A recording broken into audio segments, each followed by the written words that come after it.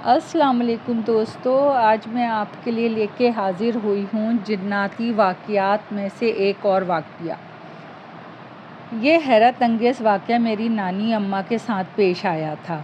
اسے تحریر کرنے سے پہلے ان کے متعلق تھوڑی سی وضاحت تو بہتر ہوگا۔ میری نانی اماں بہت حسین تھیں، اپنے بڑھاپے میں بھی وہ خوبصورت لگتی ہیں، جبکہ میرے نانا جان نانی اماں کے برعکس تھے۔ نانی اماں کا خاندان ممتاز گھرانوں میں سے شمار کیا جاتا تھا۔ نانا جان نانی اماں کے پھوپھی زاد تھے اور نانی اماں ہی کے گھر رہتے تھے۔ کیونکہ ان کے گھر والوں کی مالی حیثیت اچھی نہیں تھی، مگر اس زمانے میں مالی حالات کے بجائے شرافت نجابت کو ترجیح دی جاتی تھی، لہٰذا نانی اماں کی شادی ان سے کر دی گئی۔ شادی کے بعد نانا جان نانی کو ساتھ لے کر کلکتہ چلے گئے۔ کلکتہ نانا جان کو بڑا راس آیا، وہ دیکھتے ہی دیکھتے لاکھوں میں کھیلنے لگے۔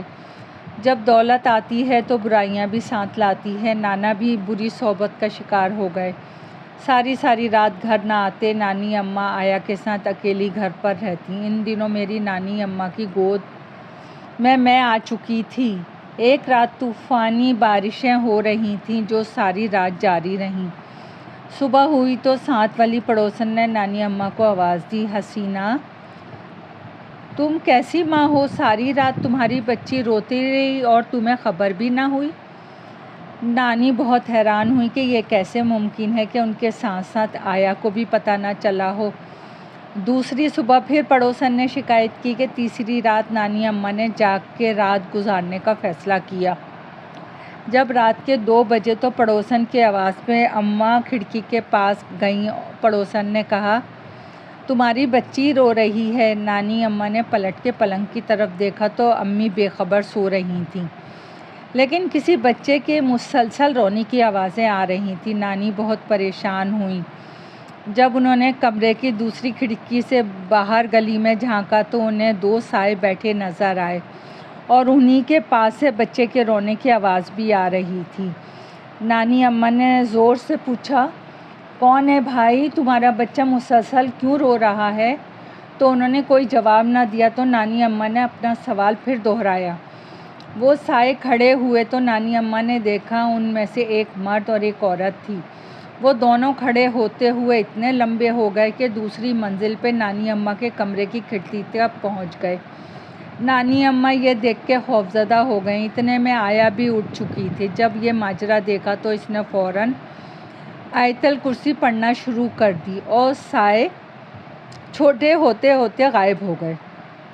صبح جب نانا ابا آئے تو نانی اماں نے انہیں رات کا واقعہ سنایا تو انہوں نے کہا، تم اکیلے میں ڈر گئی ہوگی۔ کئی دن تک وہ کہیں نہیں گئے، لیکن کب تک؟ چند روز بعد وہ پھر پرانی راہ پہ چل نکلے۔ وہ راتیں تو سکون سے گزری۔ تیسری رات بھی نانی اماں نے کمرے کی کھڑکی بند رکھی، لیکن جوں ہی رات کے 2 بجے پھر بچے کے رونے کی آواز آئی اور اچانک کھڑکی زور زور سے بجنے لگی۔ یہ رات یوں ہی جاگتے گزر گئی۔ صبح ہوئی تو پتہ چلا کہ چوکیدار گلی میں بے ہوش پڑا ہوا ہے۔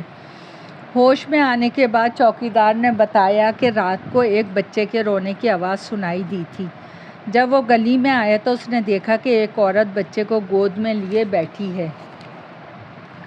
جب چوکیدار نے پوچھا کہ تم کون ہو، یہاں کیسے آئی ہو، تو وہ عورت یوں ہی خاموش بیٹھی رہی۔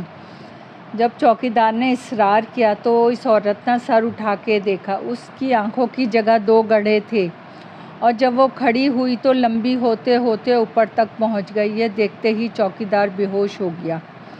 اس انکشاف پر مسجد کے امام صاحب کو بلا کے گلی دکھائی گئی۔ انہوں نے کوئی کلام پڑھ کر بتایا، وہ ایک جنی ہے، ہندو ذات کی، اس نے یہاں ایک بچے کو جنم دیا ہے، اس لیے یہ جگہ بہت پلیت ہے۔ اسے پہلے گلاب کے عرق سے دھویا جائے، پھر قرآن شریف ختم کیا جائے۔ اس سارے عمل کے بعد اس عورت نے جان چھوڑ دی، لیکن اس نے اس علاقے کو آج تک نہیں چھوڑا۔ اس بات کی گواہی وہاں کے رہنے والے بھی دیں گے۔ ابھی 3 سال پہلے نانی اماں کلکتہ گئی تھیں تو انہیں معلوم ہوا کہ اب بھی وہاں اس جنی کا سایہ ہے۔ نانی اماں نے کہانی سناتے ہوئے کہا، میرے پوچھنے پہ ملازمہ نے بتایا کہ سامنے جو آپ 3 منزلہ عمارت خالی دیکھ رہی ہیں، وہ جنی کئی برسوں سے اس پہ قبضہ کیے ہوئے ہے۔ سردیوں کے موسم میں کشمیری لوگ گرم شال بیچنے آتے ہیں تو ایک گروپ ایک کمرہ کرائے پہ لے کے اس میں رہتا ہے۔ ان دنوں قبروں کا کال پڑ جاتا ہے۔ اس دفعہ کچھ کشمیری عمارت کے مالک کے منع کرنے کے باوجود وہاں کمرہ لے کے وہاں رہنے لگے۔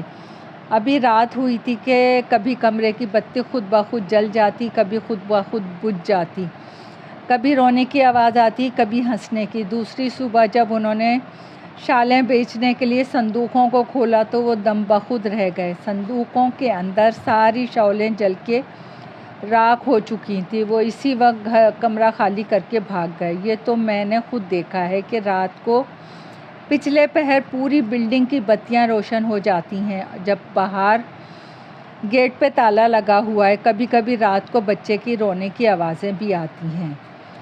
دوستو، کہانی پسند آئی ہو تو لائک اور سبسکرائب کیجیے۔ آپ کی دعاؤں کی طلبگار۔